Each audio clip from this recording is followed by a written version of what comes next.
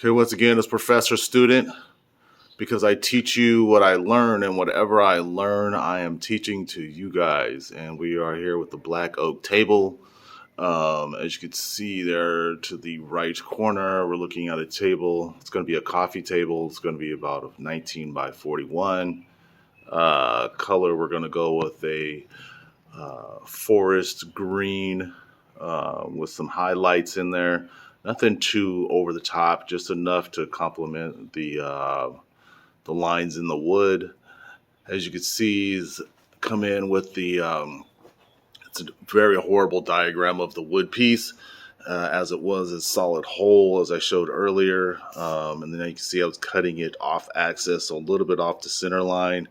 And then what I was going to do with the second half, I was going to take it down here and cut that in half. Also, one of the pieces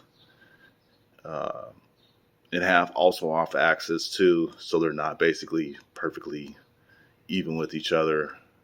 Giving it just a different look, different idea. And then down at the bottom there, you can kind of see another idea of what I'm trying to accomplish.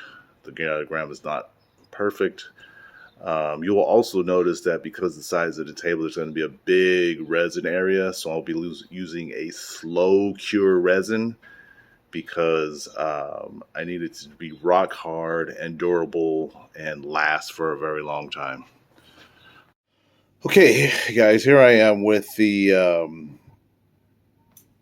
raw piece of the black oak, just kind of giving it a look over, assessing about what I'm going to do, how I want to cut it up. And that's important, kind of paying attention to the colors and stuff that I have here.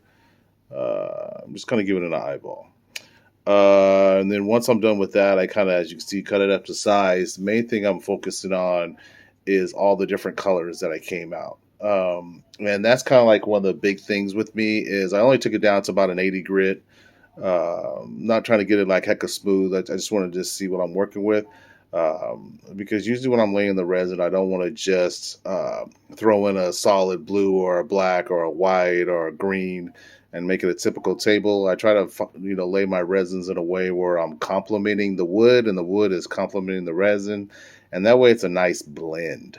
So this had a lot of yellows and reds and the light darks and browns and blacks, a lot of stuff in that, and so that's kind of like what I want to do here is find something that will complement that. Even looking at both sides, because this will be a two-sided table, so both sides are important. Usually when you just do one table, of course, you're only concerned about one side and whatever side has the best features, and you go from there. But this particular build is going to be important for both sides.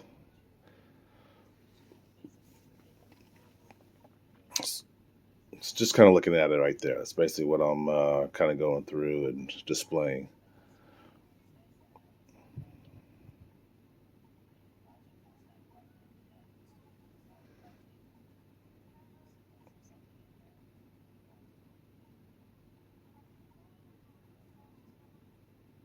Also notice all the pockets, making sure I get all the stuff out of there because that's important, and kind of knowing how I want to fill it. We're going on to the mold phase, kind of getting the layout of the size, how I want the table, and how I want to lay out the wood in it.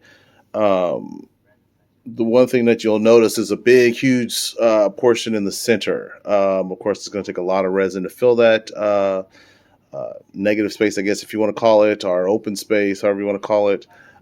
So it's important to use a good resin. You're going to need like a slow cure because the slower the cure, usually it's harder and stronger and stuff like that. That's going to be really important.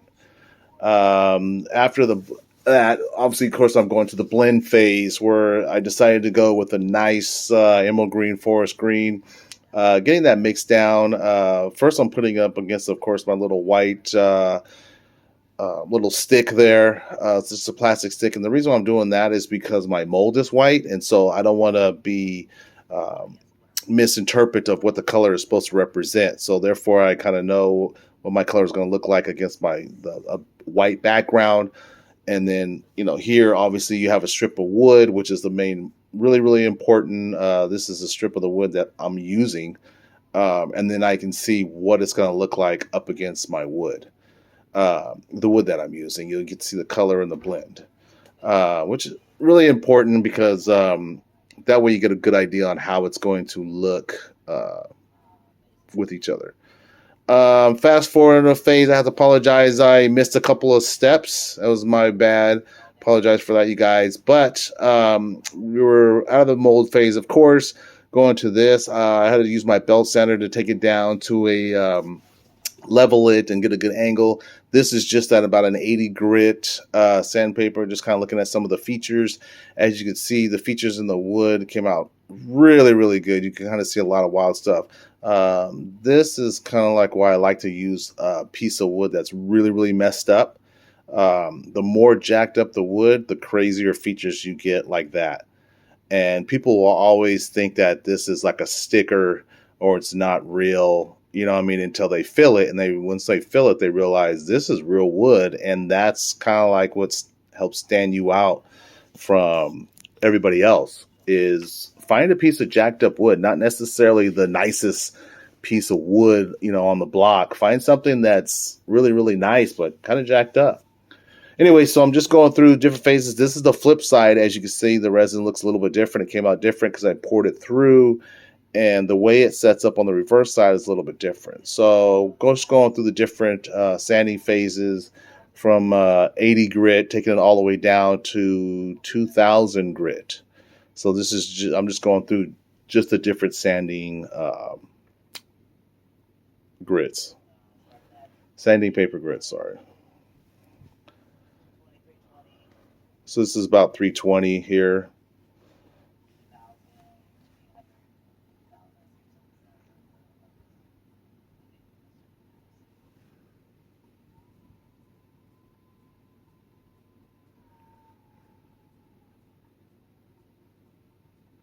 And you can see the effects of both sides once I get closer and closer to my mark of 2000 grit. I left out a little bit of the sanding in between the sanding steps. I didn't know if that'd be too boring. Anyways, fast forward. I just did a wet wipe. This is just basically wiping it down with just a wet rag, really not even damp, just really wet, just to kind of get a visual of what I'm looking at in the end. And it looks like it's going to come out really, really good.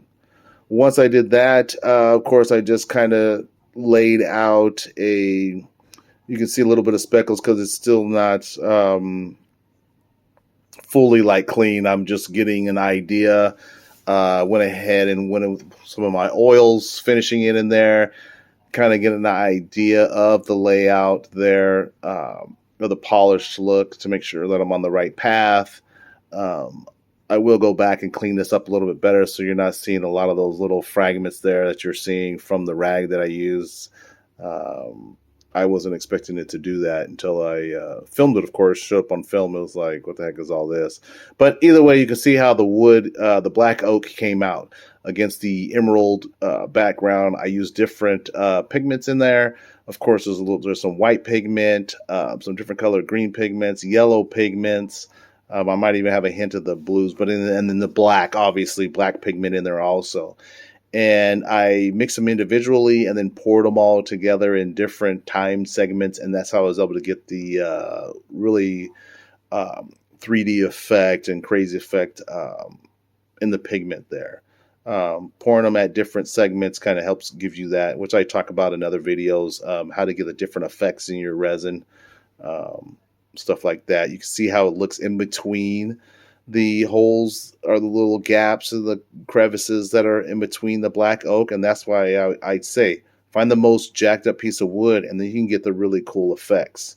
Don't necessarily look for the cleanest piece of wood because you won't get the effects there in your tables that will help stand you out from everybody else.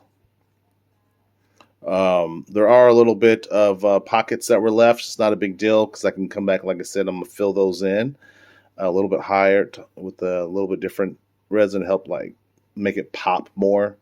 As you've seen, there was some white in there. There's some yellow in there, some browns, and that's what really, there's white there, yellow there, kind of helps make your taper really, really pop.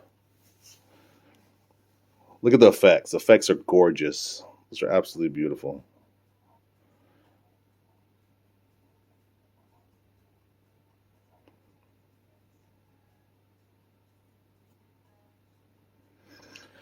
Then I come to my final stage of this table. Like I said, it is a two-sided table. Went with a metal frame. I have a guy who custom makes it for me. That was that.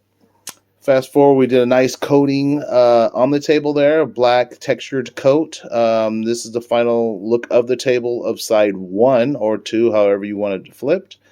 And we went ahead and finished it off, which to me is very, very important. Never just make a tabletop and then try to put it on something ugly. Your clients or your customers, whatever you want to call them, they will know that. There's enough garbage furniture out there where you don't have to add to the pile. Finish your projects. That's the most important thing. So you can see through little, trays down there that complement with what's going on there and kind of give it a newer deal. Build some shelves for the metal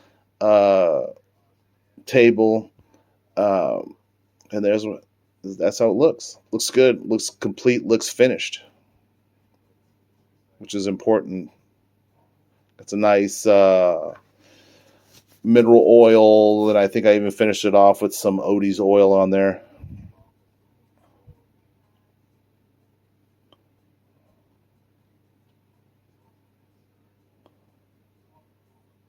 A lot of cool effects.